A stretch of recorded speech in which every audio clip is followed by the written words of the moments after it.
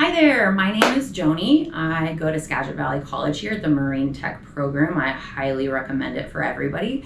I got a job my second quarter here. They have adequately prepared me to start working in the field. I'm very excited about it. Today is tech tip number 4.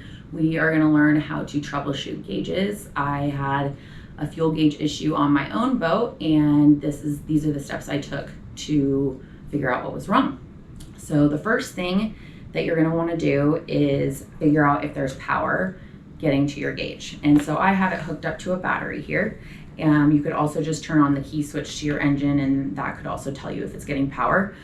I am going to put my multimeter on DC volts, and I'm going to take my leads, and there's 3 pins in the back of these gauges, and there's one for power, ground, and then there's a sender pin. And so to figure out if it's getting power, I'm going to take my multimeter leads and put them on power and ground, and I'm going to look and see what my voltage is. It says 12.5, so that means we are getting full power to the gauge. So it's not a power problem. If you weren't getting 12 volts, then that would mean that you've got some wires loose or maybe a fuse blew, but we are getting power here, so that's not the issue.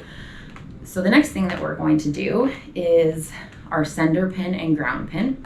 You can do it with a screwdriver, or you can do it with your alligator clips. These are a little bit, I think, better for a more accurate reading. But what we're looking for is to clamp the back on the sender pin, and we also want to clamp on the grounding pin. And if we see full deflection, then that means that there's nothing wrong with the gauge. We either have a sender issue or we have a wiring issue. So that's going to get us to our third step, final step. And what we're going to do is you have to go find the sender. So some of these gauges are temperature. Temperature would be found on the motor.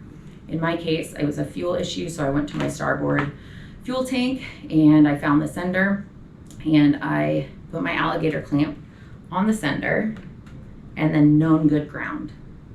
And if I see full deflection, that means that you have an issue with the sender. It's not a wiring problem. If you did not see full deflection, that means you have a wiring problem and your sender is fine. Thank you so much for joining me today. Have a great one.